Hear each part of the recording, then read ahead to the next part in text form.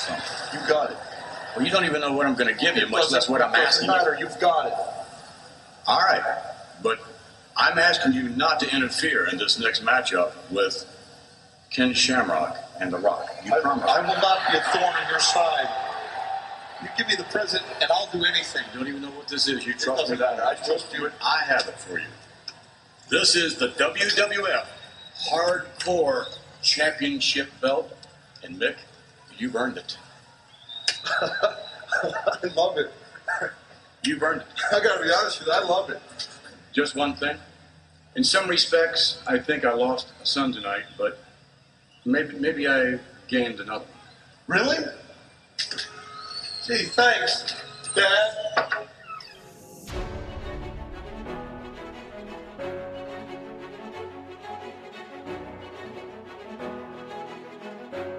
Ladies and gentlemen, pay attention. This is your boy, the Coach, from the WWE. I would like to welcome you to the very first wrestling podcast in the world to take you on a weekly deep dive into classic matches along with legends of the squared circle. Enjoy the discussion. Enjoy the back and forth. There's so much to get into. Ladies and gentlemen, this is The Payoff. Jeff, it's the hardcore title episode. As always, this is Tom Healy, and I am joined by my co-host, Jeffrey Ryan. Jeff, you excited to talk hardcore title? And more importantly, how the hell are you doing today, my friend? Another great week to be a wrestling fan. Can't deny that. I got to admit, I am pumped to finally be talking about the hardcore title, hardcore championship. It was one I've been a fan of. I remember it pretty vividly from back in the day. And, 24/7, we'll talk about it a little bit, trying to capture a little bit of that magic. But, I haven't captured much of it. I was trying. And so, but the hardcore belt itself, it was just a fantastic back in the day. And, wish we could really have something like that strap again. So as always, subscribe to The Payoff, give us those 5 stars, spread the word about the show. You can always find us on social media, Twitter, Instagram, Facebook, all that at Payoff Pod. We've been getting a few more requests lately, which is great. So don't hesitate to drop us a message or reply. Just some of the matches you want to hear us talk about. We may not be able to do it right away, but we definitely like hearing from you guys, like hearing the matches that you want to talk about. So thanks to the few people that did reach out to us. We'll do our best to find a guest and kind of incorporate those matches somehow. And so we do appreciate that. So one opportunity, if we just want to chat about it, could be our Patreon page, just that one tier, payoffpatreon.com. Revamped it a little bit. Still got our after show, still got those monthly bonus episodes, just still a lot of that great content, discussions on the big pay-per-views. Make sure to check that off. Just that one tier, payoffpatreon.com. So Tom, what else do you have for those listening? As always, thank you for listening. Great engagement on social media. Had a big couple weeks there, which has been fantastic. We appreciate it and love the ideas, the support, the feedback, everything. So thanks as always there.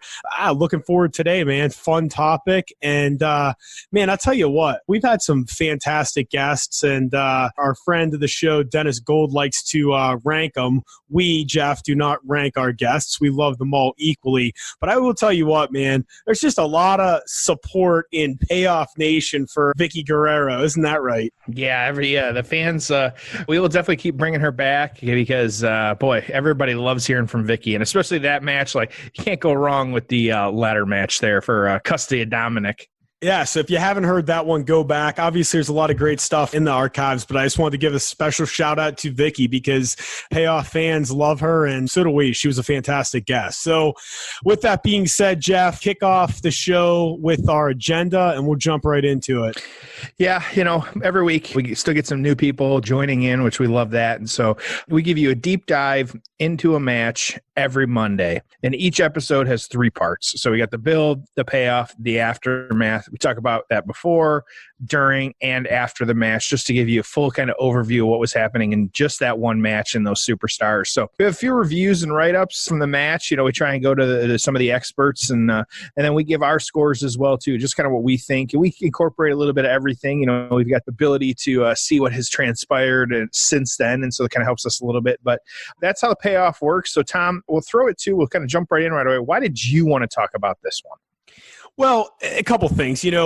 Raven is an awesome guest, so anything that I think we discuss with him is going to be fascinating and have some great stories and some inside baseball, if you will. So certainly love having Raven as a guest. I don't think there's a match we could do with him that wouldn't be interesting and fun, and we'd learn some new stuff. We'd have a great conversation. Next thing, man, hardcore title. Pretty cool topic. It's something that, we haven't covered yet on the show and, in a lot of ways may never come up as being like an all-star, 5-star, Tokyo Dome, world time, all classic, blah, blah, blah. But dude, it's some fun stuff. And I'll talk more about this, but to me, wrestling sometimes is like a variety show, right? You want to have a variety of things on there. You want some stuff that's funny. You want some stuff that's serious. You want some great matches. You want some stuff that's more comedy. You want some good angles. You want some good promos, right? That's to me like when wrestling's firing all cylinders and really this kind of like 97 to 2001 WWF era, they just did a lot of stuff right that I think is good and different and unique. And the hardcore title is one of those things. I think now we don't have nearly as much variety, which is interesting because there's 20 hours of programming a week. So I thought that was fun. So again, I'm looking forward to talking about it. Jeff, I want to know why you wanted to talk about it, but also of the 240 different title reigns that took place, who was your favorite hardcore champion ever? I don't know if I have a favorite. I did, appreciate kind of looking through the list. Spike Dudley is probably pretty high on my list. I definitely like seeing that name on there. And then I've always been an RVD fan. It was fun to see RVD's, Rob Van Dam RVD's name thrown in there a little bit too. So that's always good too. Yeah, so I think my favorite was the 36th title reign. It was Cynthony Lynch, who was one of the Godfather's hoes. Was not aware of that, but there you go. Okay. There's your trivia for today. The little things. Okay. And here's another one for you, just as a runner-up. Pete Gas. I was a big Mean Street Posse fan. Interesting. Okay. Did you know that I went to a Raw in the late 90s dressed as the Mean Street Posse along with 6 other guys? I hope your mother has a photo of that. There is. Yeah, I was trying to find the episode. We all had sweater vests on, and it was actually fantastic. That's a good look. Yes. That would go over well even nowadays. I know. Maybe we'll bring it back for WrestleMania. There you go. All right, but why did you want to cover this one? We really hadn't covered a hardcore title match, and so it really let me go down that rabbit hole and research something I hadn't yet. Knew about it, but it's fun for me, especially too. And we spend a little bit of time just really researching and digging in, and so we're all about that. We like the different stuff, and it doesn't have to be a like you said, a 5-star match or one of the best series ever, what it might be. But the hardcore title at the time was definitely something a little different, especially with we'll talk about what was happening with ECW and all that stuff, but this was one too, just talking about it and kind of looking into it, got me excited. So that's why I really wanted to jump into this one.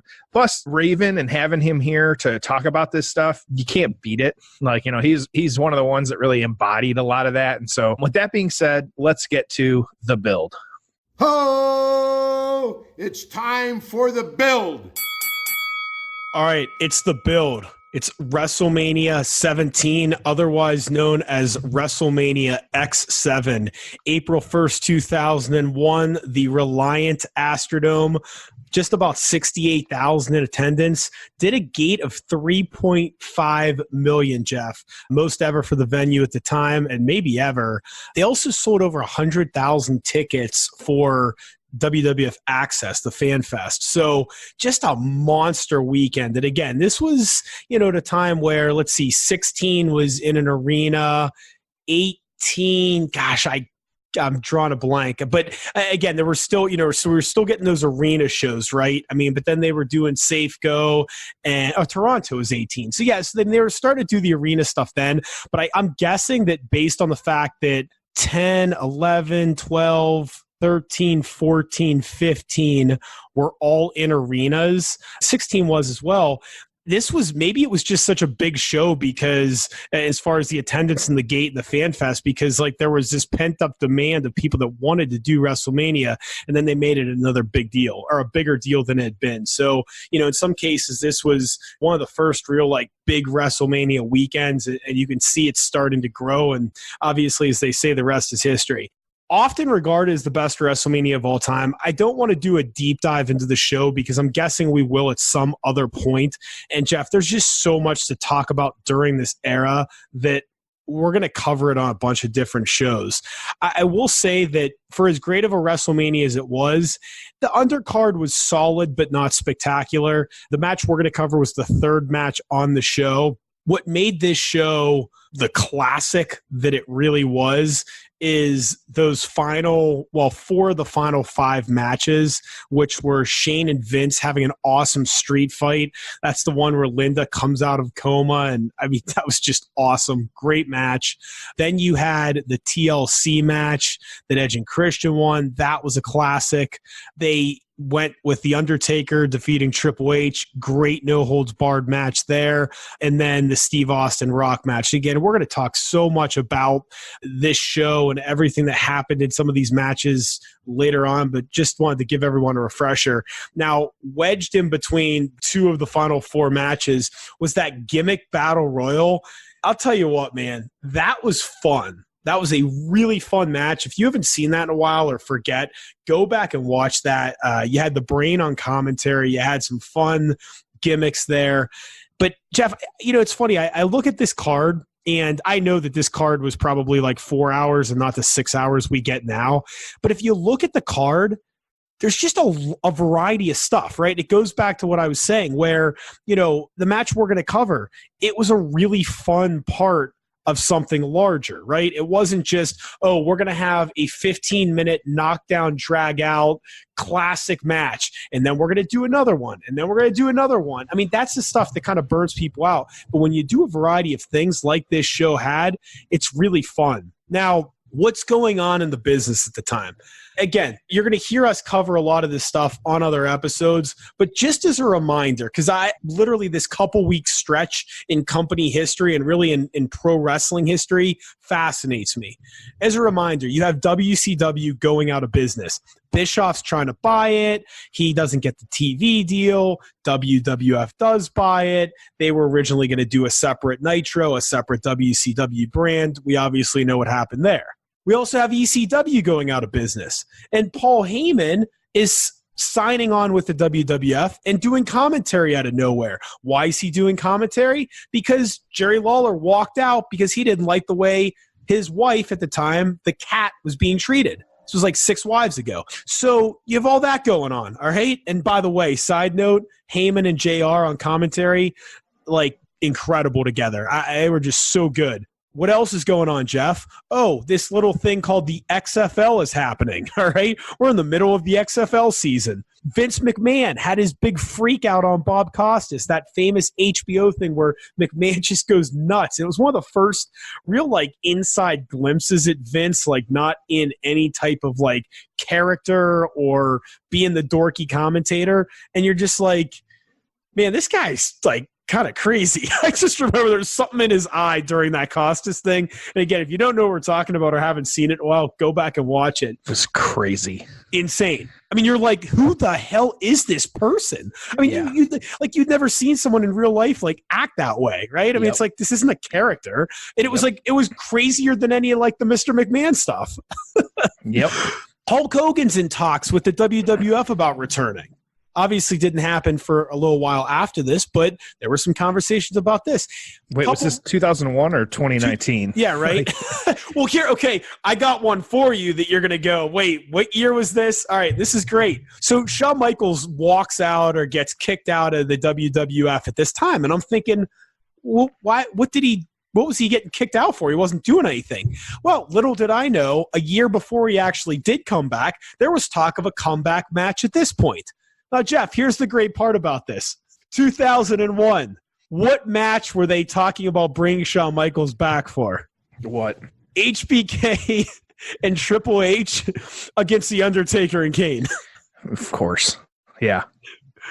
18 years before we got it in Saudi Arabia. We got it eventually. We finally got there. So. I mean, when you hear like nothing surprises you in the wrestling business, I mean, nothing surprises you. You can't make this shit up, right? So that was new. I never knew that before, but I'm just sitting there thinking, oh my God. Okay. I'm glad we finally got the match we all desired. I know. And then in the midst of all of this craziness, Jeff, what happens?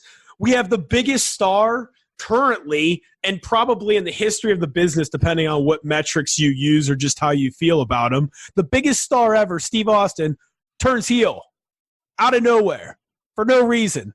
Says it's the biggest regret of his career, one of them along with walking out. He should have called an audible in the ring and just stunned McMahon, but he turns heel. Probably loses, $10 million in T-shirt sales, leads to like just some bad booking. I just thought the irony of all this, Jeff, before I turn it back over to you, I just want to say everyone romanticizes about WrestleMania 17 being the greatest WrestleMania of all time, and it probably was. In a lot of ways, it certainly was. It was fantastic. But there's like 15 really shit decisions the company makes like during this like couple week period. They did like, I guess here's the lesson to be learned, right? Is sometimes like the worst decision making they're having and the most chaotic it is behind the scenes can be the best television they're putting on in a lot of cases, because one may not matter to the other, or it may be that there's going to be a lag, right? So the shit decisions that take place in 2001 might lead to, some really tough times from 2003 beyond. But interesting, right? So that's what I got for you. But again, this is going to be stuff that some of the stuff we're going to cover again in the future, because you're talking about WrestleMania 17. You're talking about so many different matches and angles and all the behind the scenes stuff. But that's what I got for you, Jeff. So from a storyline standpoint, how did we get to a triple threat hardcore title match at WrestleMania with these three guys of all people?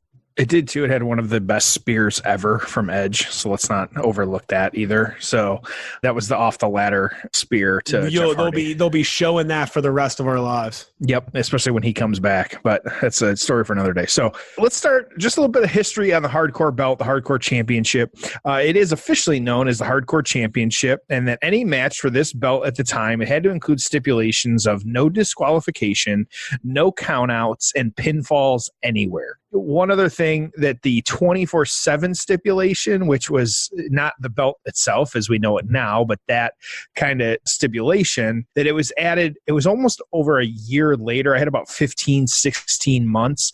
And of course, as we all know that now, that is as long as a ref is present, the belt could be defended at all times. So that was not one of the initial pieces of that. So just kind of something cool. So Tom, some hardcore trivia, both for you and the fans here. The longest single reign, it was 97 days. It was the Big Boss Man, actually, which I didn't like. I remember. I'm sorry. I thought how trivia worked was one person asked another person a question. I got a lot of that. Don't you worry, buddy. Oh boy. So okay. I'm going to, because I was just more shocked by the fact that it was the Big Boss Man. And so it was the longest single reign, 97 days, and he held it for 154 total. That's someone we got to cover on this show. Not a hardcore title match, but there's some good material there. He was good. I remember having his action figure. I always play with that one, him and the Mountie. And so that was one of my favorite matches for whatever reason. So that's the match you got to cover. That was a good one. That's the one. So the longest total time, and this one I'll kind of let you guess on this one if you haven't looked at the notes here. The longest total time with the strap, it was 172 days over 6 reigns. Do you have any idea who that was?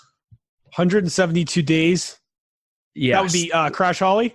That was not a good guess, but Steve Blackman, actually. Oh. So a lot of people that I wouldn't have thought, oh, okay, that person. Okay, we'll go with that. And so, but our guests today, including house shows, the internet and the numbers very much in flux because it includes house shows on some of this. And so Raven had it at least 25 different times. Somewhere between 25 and 30. The number was all over the board when I was looking at it.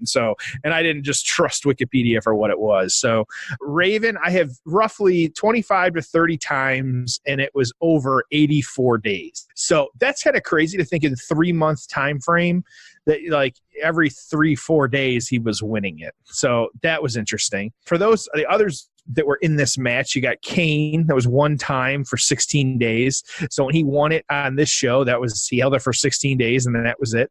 And then he had the Big Show. He was 3 times for 28 days. And so it's kind of interesting numbers there. And so your inaugural champ, hopefully you know who the inaugural hardcore champion was. Oh, the inaugural, that was Mick Foley. The first to have it was Mankind. Yep. Yeah, and it was the classic like old belt. Yeah, it was great. Yep. So he had it for about a month, and then he lost it to Big Boss Man. So crazy. And then another odd piece of trivia here, we've talked about him already once today, who was technically the last superstar to hold the belt before it was unified with the Intercontinental title. We've talked about him once already. Mr. Monday Night, RVD. It was RVD. And so that was how the belt at the time, it was 2002, kind of came to its conclusion, it was oddly enough unified with the Intercontinental title. So there you go. So it's a little bit of history on the belt, the strap itself. So what about this match? How do we get to this one? So this one has some just kind of, some fun layers. And so a bunch of different players on this one. So just kind of sit back and enjoy the ride on this one. So before this WrestleMania, Triple H, he beat Stone Cold. It was about 1 month before that February, a little over that, at No Way Out. It was a 2 out of 3 falls match. So you got Triple H beating Stone Cold. And this is like we've seen a little bit more recently, that every kind of pinfall had a different stipulation to it. So the first what do you think of that style? Like that, do you like it? I think I texted you the last time we watched a match like that, and I said, God, it's got to be killer on them, because they had gone like 40 minutes, and then it's was it a Gargano match, NXT? Cole. Yeah. And then you've got to, and now you got to do a cage match. It's like, Jesus, like I can't imagine. But oddly enough, this one, how that played out, it was just a regular singles match, and then a street fight, and then the steel cage match. So if you weren't already beat up enough, like, and we've talked about the stamina, some of these guys and the conditioning, like I can't even imagine. Like, well, remember that's when they were, and I don't remember that match in particular, but I bet they probably bladed like crazy too. Remember, that's when like they would just be gushing out blood in some of these main events. Yes. And so Triple H, after he beat Stone Cold, he felt like he deserved the Mania main event after this one. So cut a few promos on this one, then or that. He beat The Rock, he beat the Austin, beat all those other ones. He wanted to be, he had beat everyone, but of course he had not beaten The Undertaker. So oddly enough, to this point, they, hadn't had a match where Triple H had beat him. So this is when the two of them, and again, this isn't even the people that were in this match that we're going to talk about, but these two, play into the story a little bit here. So what we got here, though, Raw is War. We're now in March, so just getting closer to Mania here. The Undertaker, as he was about to go out to the ring for a hardcore title match against the Big Show, Triple H attacked him. So they brawled. This was when I say Taker, this was American Badass Taker. And I think I was going to say, I think that's important to explain, because it's not like, the Undertaker you think of coming out for a hardcore title match. No. So this is the American Badass, and this was actually I say Triple H attacked him, and he was kind of like, he actually pinned him under his motorcycle. I went back and watched it. It was nutty, but that was a whole part of it. And so as he's getting attacked by Triple H, Kane came out to make the save, and this was the brooding Kane, as we now we know, and kind of a lot of people associate him with, not the masked, or it was the masked Kane. So that's something to remember. But as Kane was trying to help the Undertaker, though, after he had gotten the beat down from Triple H, Big Show attacked Kane. And so now we've got two players in the match here. And so this was two, and a little bit of the Brothers of Destruction were happening, and the two of them were together. So we had that. So you've got some of the players starting to come into the picture here. So Kane then getting knocked out, Undertaker laid out. We talked about it a little bit here. Some of this storyline, it gets a little crazy here in a minute. But one thing to note, that the week prior to this, a lot of our fans might remember, this was the episode that had Trish barking like a dog. And so for better or worse, that was a moment. And so the stories, not all of them were great, but we did have that going on. So just a few years before Give Divas a Chance #, right? Yeah, that's all right. Different era. It was a different world we lived in back then. Yeah. So you've got these guys laid out. Brand split be damned. That was on Raw. We're now on SmackDown. Undertaker playing both shows. He actually tried to break into the limousine of Triple H and Stephanie. But as he was trying to do that, and again, this is, remember, the American Badass got arrested. So because of that same show, Kane requested a match against Triple H, but he ended up losing because Big Show once again got involved, distracted him, and Triple H hit a pedigree and got the win. So now we get to our guest Raven, but you can a little bit here, you can already figure out what road this is going down, at least with those kind of men and what was playing out there. So the Big Show, he was actually the title holder at the time. He had a match where he's supposed to defend it against Raven. Big Show was really beating him. He had the upper hand here, but then Kane came out and started interfering because of their previous kind of dust up, if you will. And remember, this being a hardcore match, this was all fine. So he could come out, he could do what he wanted. It wasn't a big deal. So Kane ended up laying out the Big Show with the steel steps, all 500 or 5,000 pounds of them, however much they weigh. I don't even remember. But no normal man should be able to lift them. But laid him out with the steel steps, and then Raven pinned him in that moment to win the hardcore belt. So now we have Raven now has won the belt from the Big Show after Kane has interfered. So, but then in the fun twist after this, that Kane helped him, but Raven then hit Kane anyways. So it started that little feud right there. And so Raven kind of ran out of the ring to get away from Kane, but you had that. So like I said, I got to stop for a minute because there's just a lot of pieces to this, but it's kind of fun. But in 2019, we hear it all the time, people not liking, the current product. And up until now, this story, it did kind of make a lot of sense in regards to why, things were happening. But this is where it gets just a little crazy. So if you disagree and think it's not already crazy. So as is what happens in real life, The Undertaker, remember, was arrested after trying to get into the limo. So Stephanie had a restraining order against him because, right, that makes sense. But The Undertaker, being the law-abiding citizen that he was, the American Badass, that with a match that was actually Triple H and Test going on, and Stephanie was ringside, Kane came down to the ring and then tried to distract Triple H by getting Stephanie away from the ring.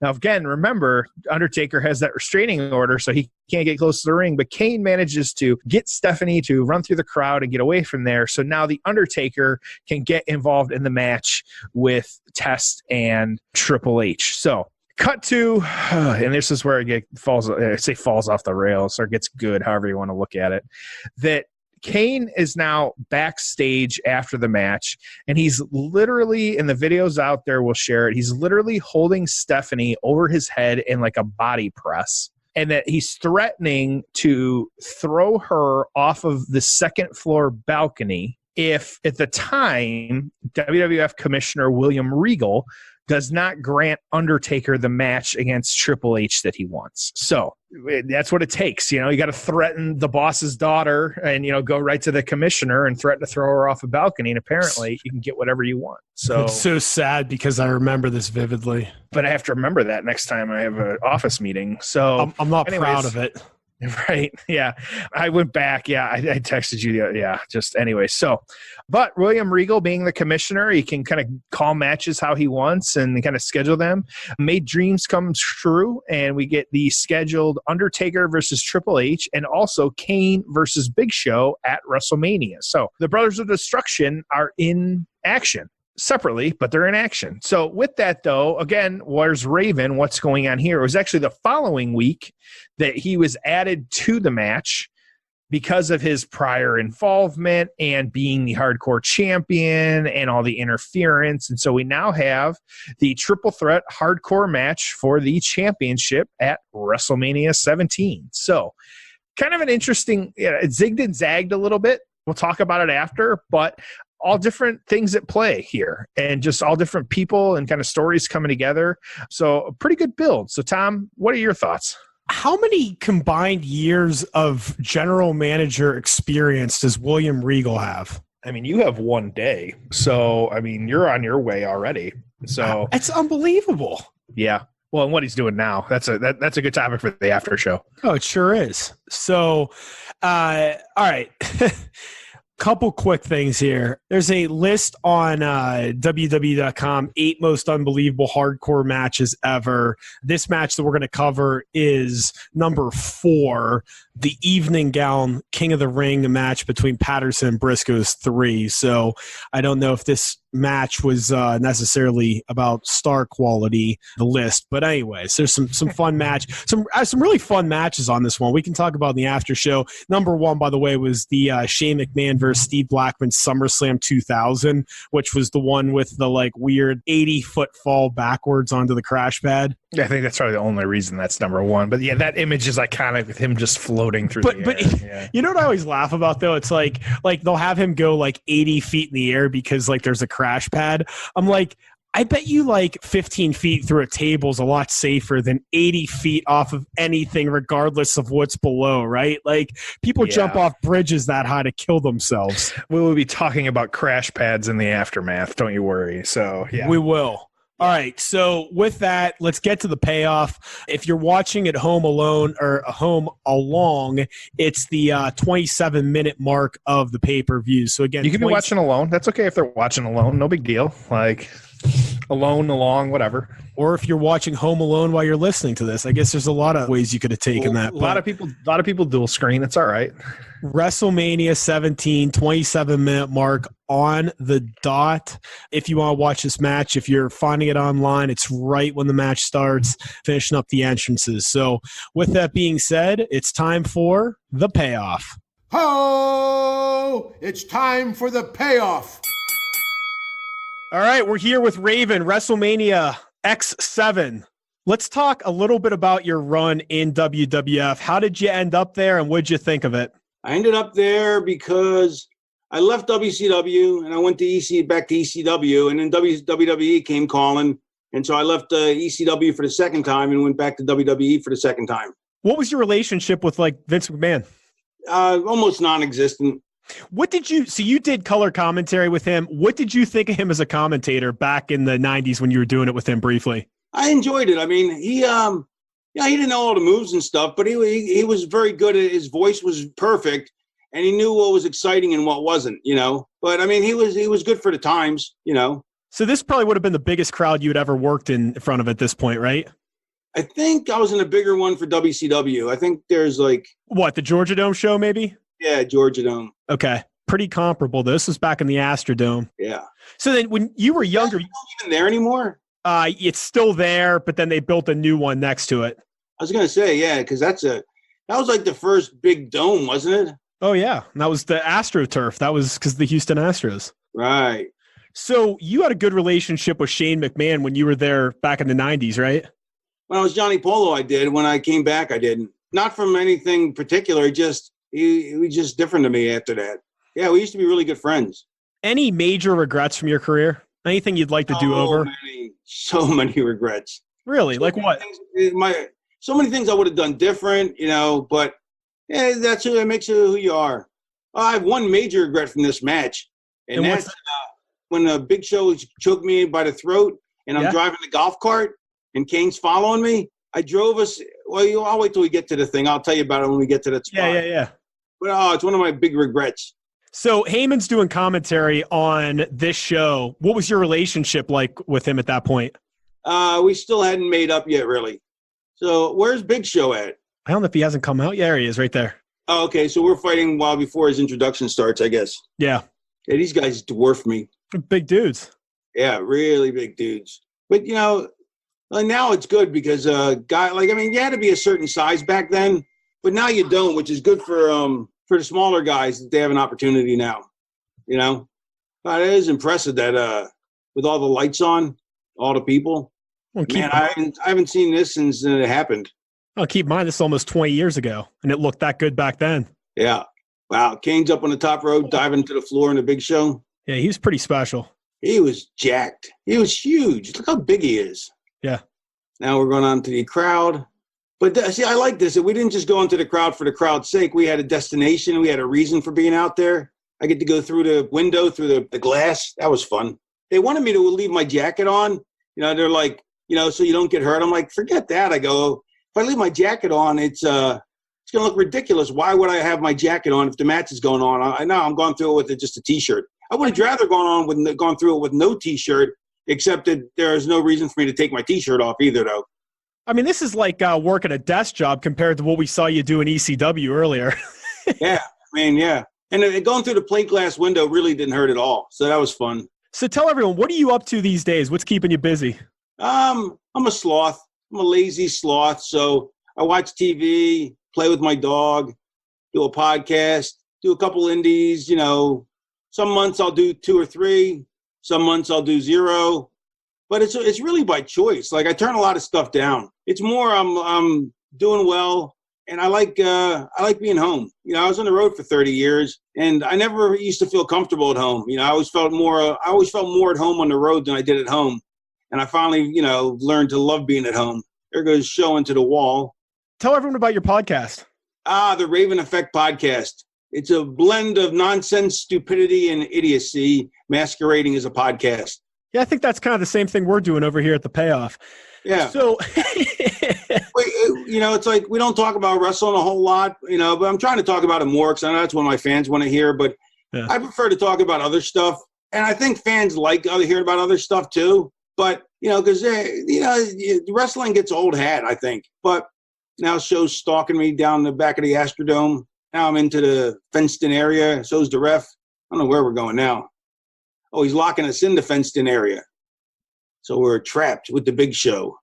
Now you're trying to climb a shelf? I'm trying to climb up the back, a shelf out the back window, out the back fence. Kane breaks in. I forgot about all this stuff. It's a good match. Yeah, when a couple weeks ago or earlier today, whichever it was, when we talked about my favorite matches, I should have included this. But there's one spot that breaks my heart, so I can't include. I never include it.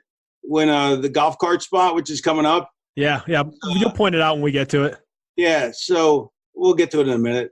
Let's see what's going on now. Now I got a hose. Yeah. And I'm choking Kane. Nope, he's choking me. Nope, I'm choking him. Nope, he's choking me.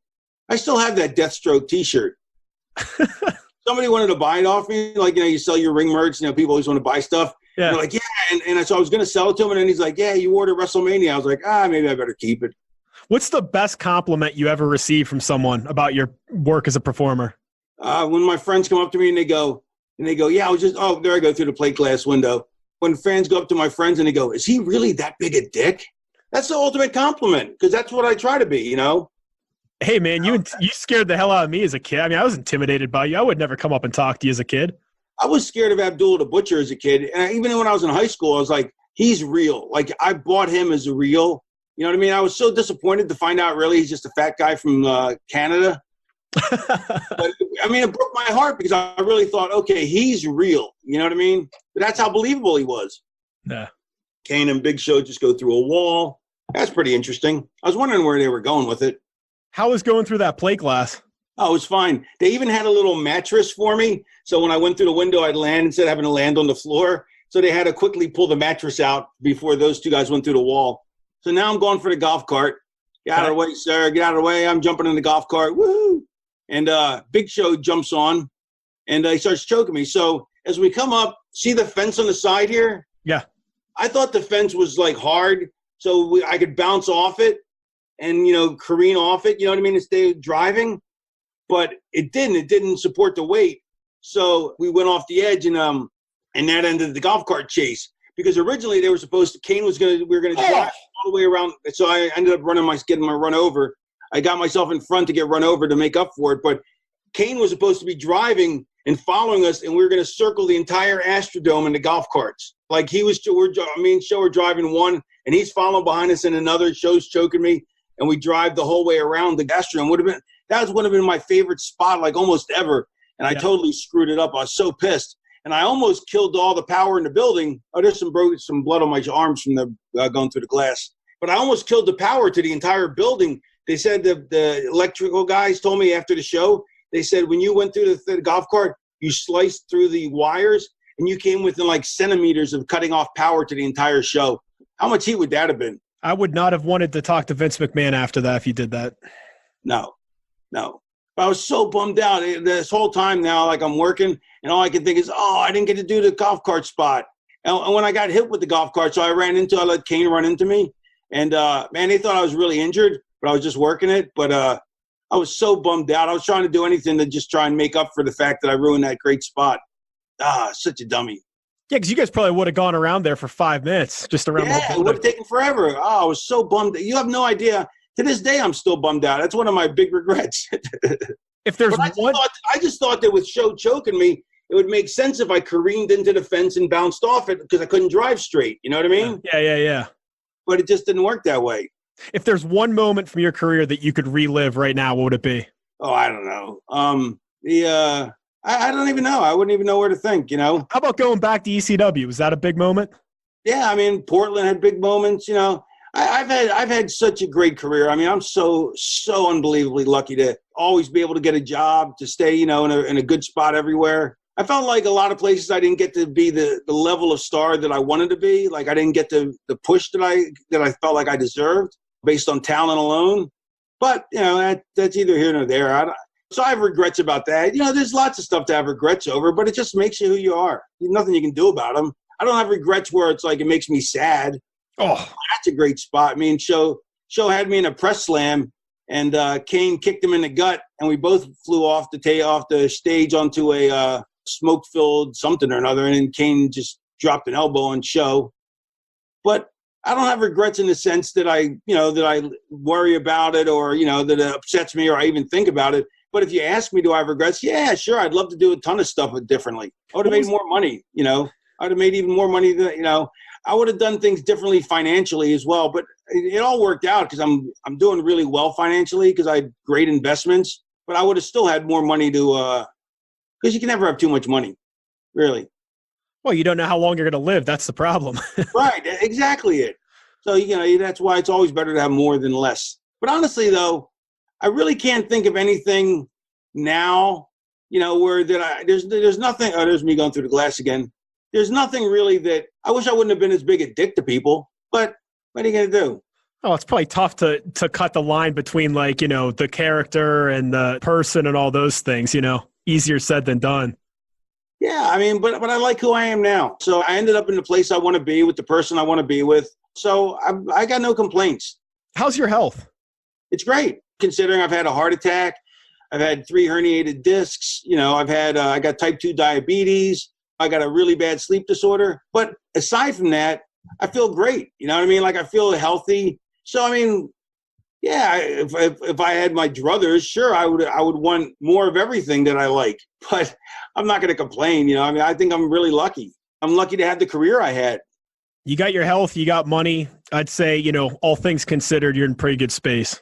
Yeah, I mean, and I got family. So, what was the biggest challenge or maybe the lowest point of your career? Oh, when I was in WWE and they weren't using me well, it broke my heart. You know, like here I was used well, you know, in the hardcore division, but after that, you know, but even then I wasn't on TV every week, you know, and back then everybody was on TV every week. So I wouldn't be on every week. I wasn't being used great. I was so miserable, and I was so miserable to be around.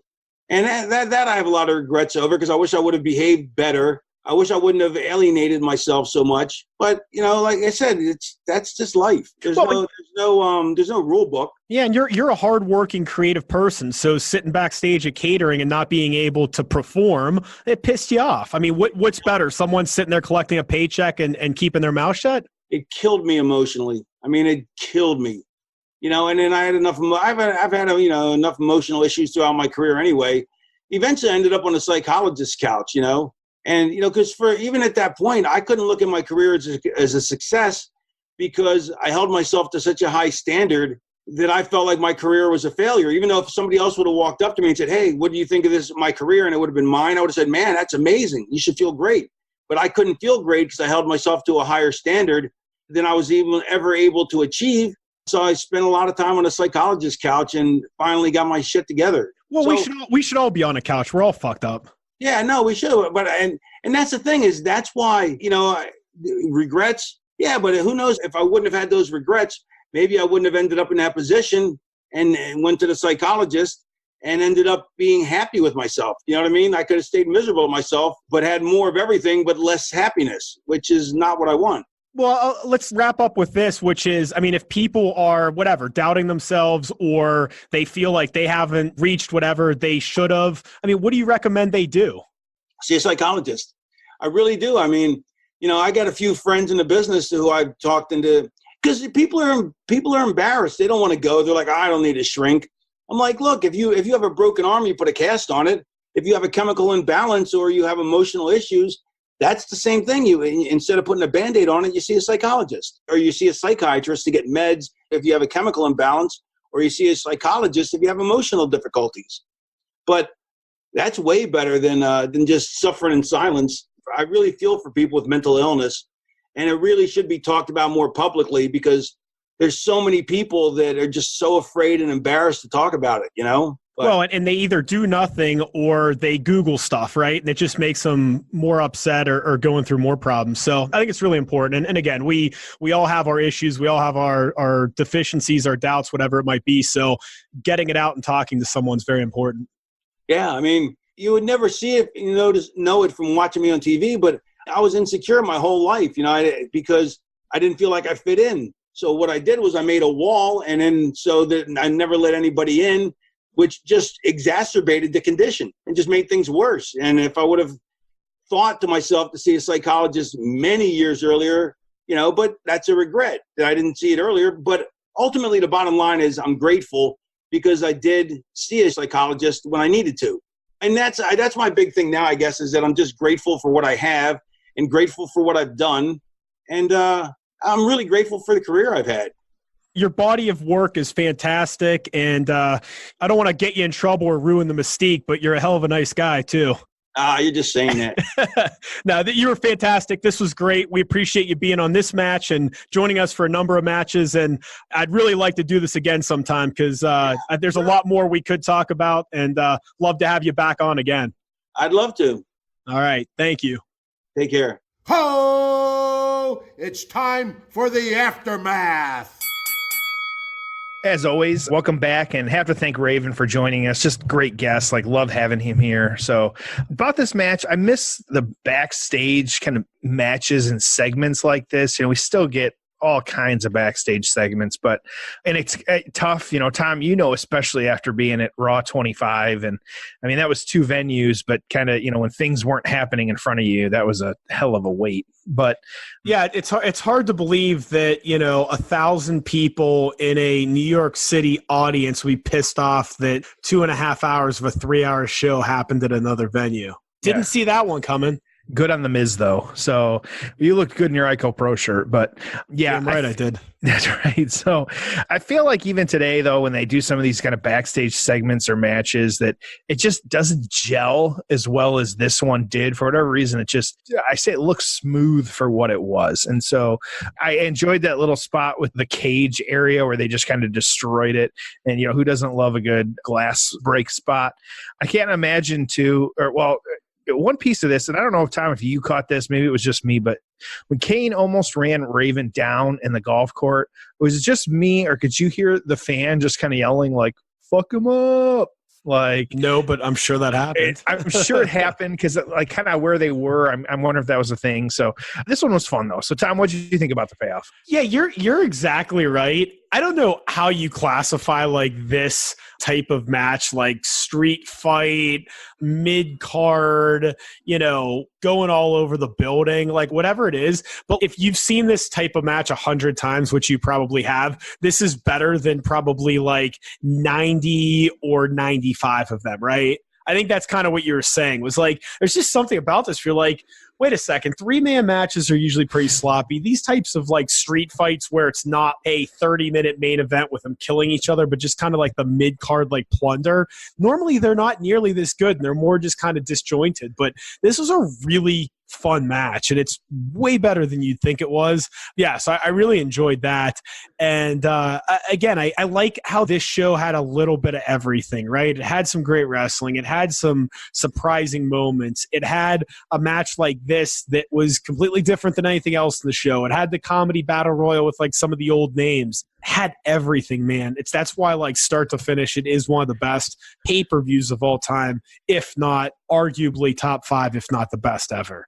And this was early on the card. I mean, they did this 10-minute match, which I get it. A lot of it was backstage, but like it was a little bit earlier on the card. And this was like, I in the build up to it, probably one of the better matches where all of a sudden people were paying attention, be like, hey, like something good could happen here. Correct. Yeah. No, and it really was. Now, there wasn't really a bad thing on this show, and some of the stuff was fantastic. But yeah, it fit well, and it was fun. So tell us what happened in the aftermath between these three guys, because I know there's a lot there.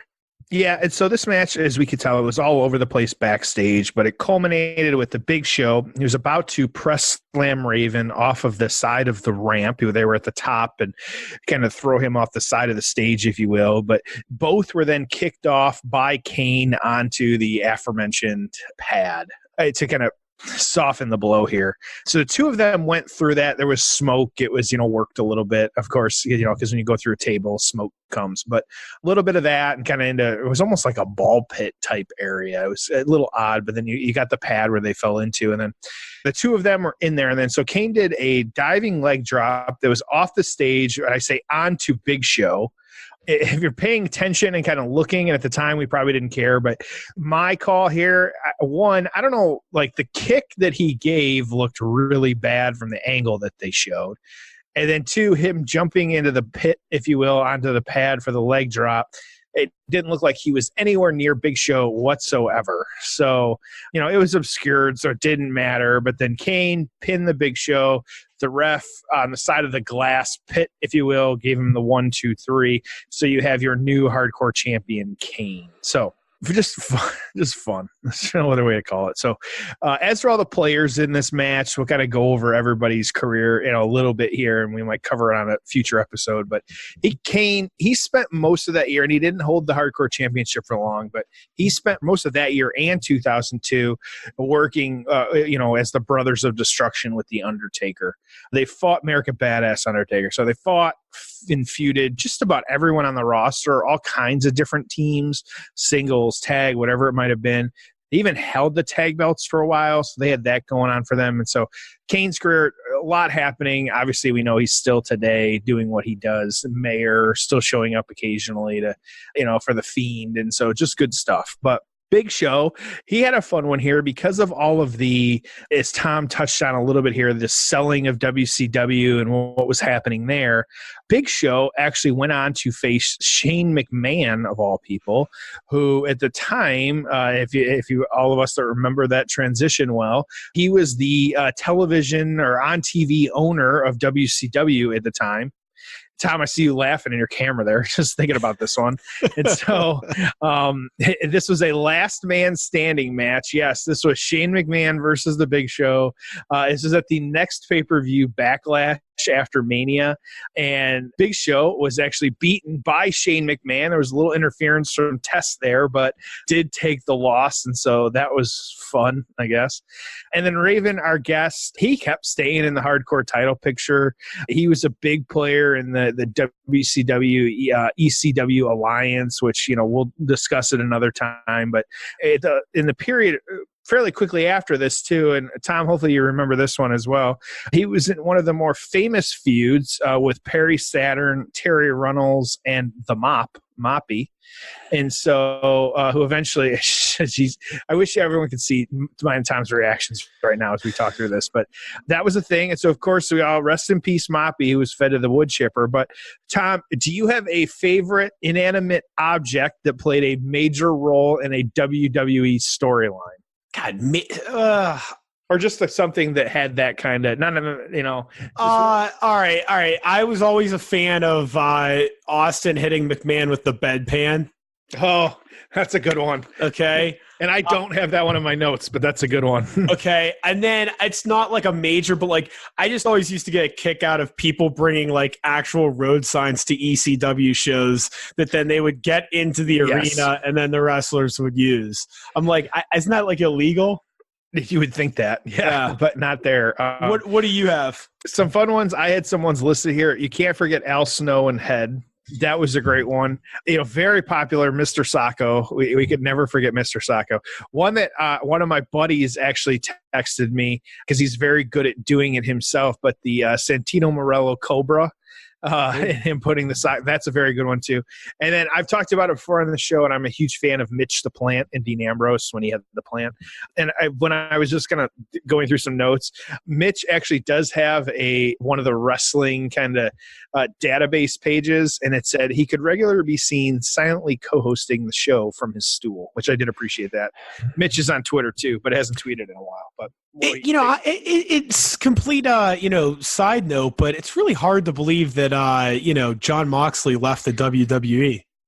Yeah, real stretch there. Yeah, hard to believe. So yeah, so with Raven though, he actually bounced brands a lot, like Raw, SmackDown. There were some drafts, all that stuff, having especially good drafts. But drafts or trades. I mean, right? Two different managers that exchange some talent. Yeah. Yeah, right. Exactly. So none of it really panned out. Some different kind of crazy storylines. He spent a lot of time on Heat, which, to test out some different things, which that didn't really go over because nobody watches it. But he was released in 2003, actually. And then 2 days after his release, 3 days, he showed up on TNA. So he had that. Like I said, we'll cover some more with him, but that was his kind of trajectory at that point. So Tom, again, a lot of different players, a lot of different career paths, but what thoughts do you have on the aftermath? Yeah, I mean, Kane has gone through some different iterations over the years. I mean, this may have not been his most memorable stuff, but still, what an overachiever considering he was once the fake Diesel. Big Show, they just never figured it out, man. And I go back to when they brought him in, big star in WCW. They could have brought him in however they wanted, and they had him look like a dumbass when he helped Vince McMahon to lose a match against Steve Austin. Then I want to say it was at WrestleMania, but I know he lost. Not that maybe Austin beat him, but then he lost at WrestleMania. I'm forgetting exactly what happened, but they just killed him, right? And it's then there's times where it's oh, he's going to be a big nasty heel. Then there's other times he's going to be in a comedy role, and then he's going to be a good guy mid-carder, and they just never figured it out with him. It's it's character development, right? And it's so much of what we see now, where it's just how many of these characters do you actually care about? And that you are really invested in. Oh, no, by the way, once you are, how often do they fuck it up? So, they just never figured it out with the guy. You could argue the best stuff Big Show ever did in the company was when he was the ECW champion, because Paul Heyman was kind of booking him in these matches, and he was in really good shape. Yeah.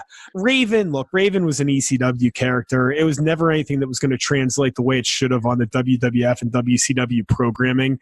I'd almost argue that they would have just been better off giving him a brand new gimmick or trying something different, because it was just never going to be the same. So, but again, fun match, and 3 really interesting characters in it, and it was fun to watch. So hit us with the write-ups, Jeff. Yeah, I'll start. The Torch had a little bit more of I'm going to bounce around here a little bit. So we got a little bit of everything here from both the Torch and the Wrestling Observer. So, and I kind of condensed some of these down just to have a little bit of fun with these. But I'll start with the Torch right up here. A Big Show arrived. Show lumbered to the ring as Kane beat up Raven in the ring. Big Show has a world of potential, but you can't build a career on potential. You have to get things done, JR said. Kane then got in a golf cart with the ref riding on the back. The cart ran into Raven. Raven sold a knee injury as a result. Big Show pressed Raven above his head. Kane knocked them both off balance, sending both crashing through the set below.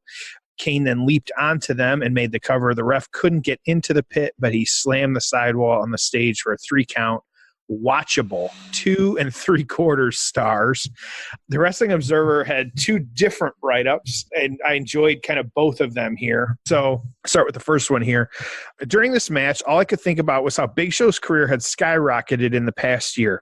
After all, just scant months ago, he was paying his dues down in the minor leagues of Ohio Valley Wrestling, and then here he was working a hardcore title match at the biggest show of the year. Just when I was feeling really proud of Show, I remembered that last year on the same pay-per-view, he was in the main event fighting for the world title. Oh yeah, all 3 guys went over the barricade into the crowd. Instead of breaking into a fight, it broke down into a 500-meter walk. They ended up backstage. All through this match, I was waiting for Pete Rose to do his big run-in and win the hardcore title. Didn't happen, which that's a take. So, yep. And then another kind of fun, just interesting right up here. And again, pieces of it that Raven took a bump through a plate glass window. I thought it was sugar glass, but it may not have been, as Raven was bleeding pretty heavily from the arm afterward. Show threw Kane through a pretty heavy looking door. They brawled into this room that was so small it made Show legit look like 7'4" tall, also 900 pounds.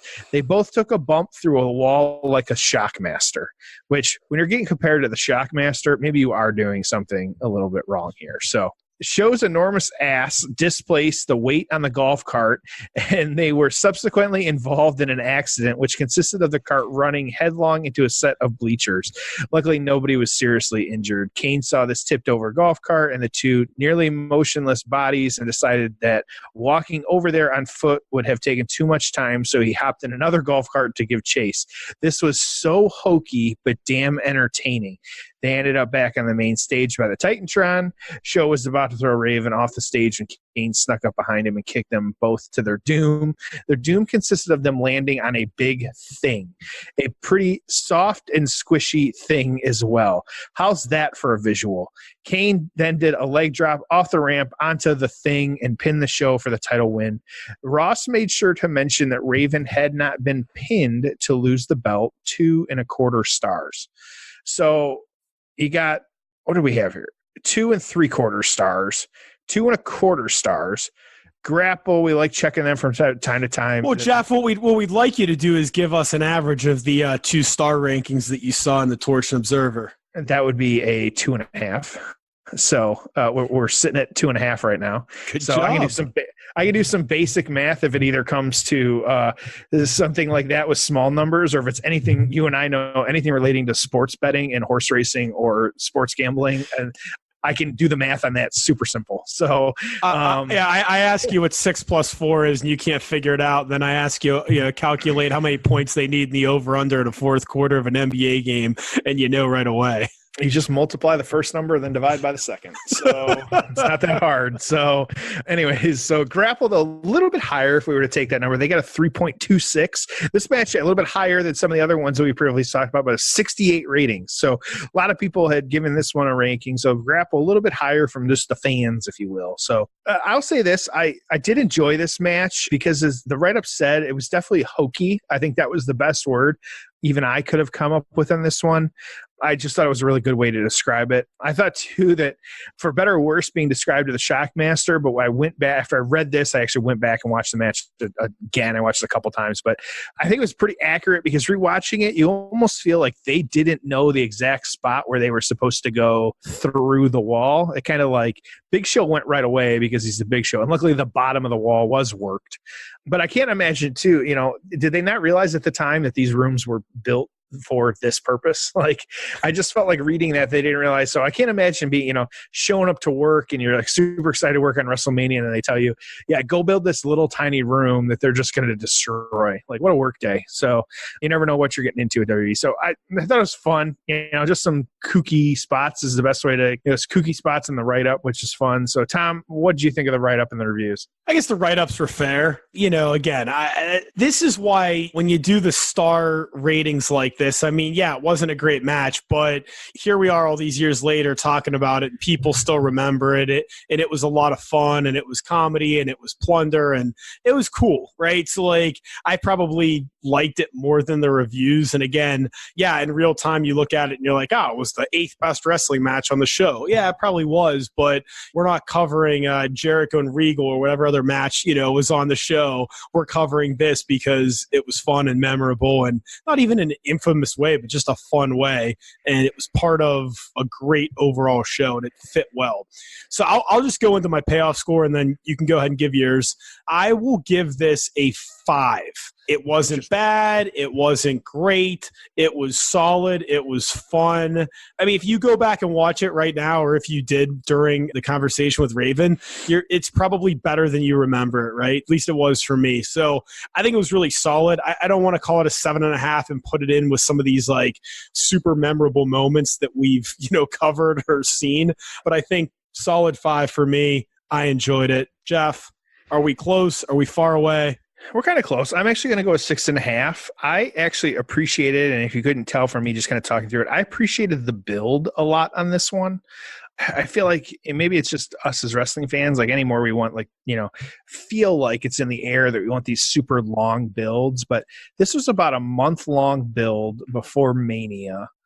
And it had a lot of different angles to it, but it was pretty good. Like the payoff to it and the match, like it made sense in regards to the storylines. How we got there was a little weird, like, the getting arrested and all the different interferences like made sense. But I think that along the way, it made sense to me. And it is really just a fun stipulation. This is about a 10-minute match. We haven't really seen it be replicated well. We'll talk more 24/7 on the after show, but it was a quick match, but not fast. It told the right story, and, the build just made sense, which a lot of times it's just rare. So good stuff though. 6.5. I said a lot of this goes into the build. And like I said, I'm all for a glass spot, the most infamous one, of course, of your hero, Shawn Michaels and Marty Jannetty, but this was a good one too. So yeah, Jannetty jumped through the glass. He did jump through the glass. It's not nearly as bad as Shane not breaking the glass. So we'll take the wins that we can get. So Tom, any final thoughts on this one? Yeah. So, and we'll talk more about this in the after show, but I think like comparing the 24/7 title to the hardcore title is absurd, because the hardcore title I thought was better. It had some really memorable matches. It wasn't straight up complete 100% comedy. So yeah, and again, I just thought this was good. I thought it was really solid. I enjoyed it. I know you did as well. Fun show, fun episode, fun to look back on this one. But yeah, I really just nothing else. Just enjoyed it, and I hope everyone listening as well did. So let's close it up and get out of here, Jeff. Yeah, I'll say glad we got to finally cover a hardcore championship match. This one was fun. It was just kind of cool digging into this one and seeing what was happening. And thanks again, as always, to our guest, Raven. Just fantastic to have him here. So appreciate him joining us once again. You can find him on Twitter. He is at The Raven Effect. And you can also hear him every week on his podcast, The Raven Effect. So easy to find him out there, just The Raven Effect. So, and as always, like we start the show, end the show as well. Subscribe to The Payoff. Give us those 5 stars. Spread the word about the show. Always out there on that social media at Payoff Pod. Just that one Patreon tier. Just payoffpatreon.com. Make sure to check us out for all that bonus content. So, Tom, give us that hardcore exit and send us home. All right. As always, thank you for joining us on The Payoff.